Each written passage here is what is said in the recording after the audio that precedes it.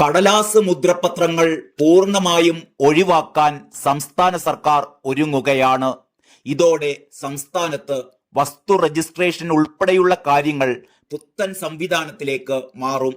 ഇത് സംബന്ധിച്ച പ്രാഥമിക ചർച്ചകൾ മന്ത്രി കടന്നപ്പള്ളി രാമചന്ദ്രൻ ബന്ധപ്പെട്ടവരുമായി നടത്തി എന്നാണ് അറിയുന്നത്. പുത്തൻ സംവിധാനം നടപ്പിലാക്കുന്നതിന്റെ പ്രാരംഭ നടപടികളിലേക്ക് സർക്കാർ കടന്നു കഴിഞ്ഞു എന്നും മന്ത്രിയുടെ ഓഫീസ് സൂചന നൽകുന്നു.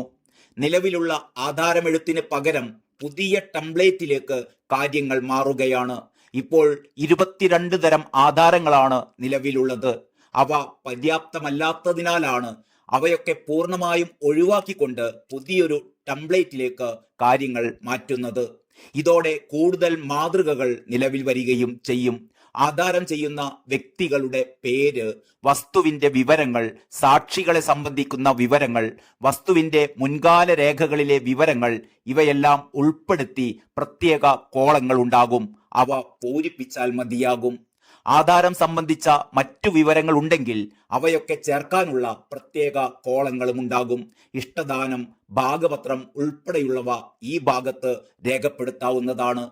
ഇതെല്ലാം ചേർത്ത് ഓൺലൈൻ മുഖേന സബ് രജിസ്ട്രാർക്ക് സമർപ്പിച്ച് ഈ സ്റ്റാമ്പിംഗ് സംവിധാനത്തിലൂടെ സ്റ്റാമ്പ് ഡ്യൂട്ടിയും രജിസ്ട്രേഷൻ ഫീസും ഒടുക്കിയാൽ രജിസ്ട്രേഷൻ നടപടികൾ പൂർത്തിയാവും.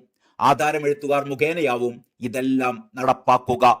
ടെംപ്ലേറ്റ് സംവിധാനത്തിലേക്ക് മാറുമ്പോൾ തൊഴിൽ പ്രതിസന്ധി ഉണ്ടാവും എന്ന ആധാരമെഴുത്തുകാരുടെ ആശങ്ക അകറ്റുന്നതിനാണ് മന്ത്രിയുടെ സാന്നിധ്യത്തിലുള്ള ചർച്ച നടന്നത്. കടലാസ് മുദ്രപത്രങ്ങൾ ഒഴിവാകുന്നതിനൊപ്പം ആധാര രജിസ്ട്രേഷൻ സുതാര്യവും ലളിതവുമാവും എന്നതാണ് ഇതിന്റെ ഏറ്റവും പ്രധാനപ്പെട്ട പ്രത്യേകത. Document writers and scribes union, Kerala state document workers union, Kerala state document writers and scribes association എന്നീ സംഘടനകളുടെ പ്രതിനിധികളാണ് മന്ത്രിയുമായി ചർച്ച നടത്തിയത് എന്നാണ് അറിയുന്നത്. News desk, truth live.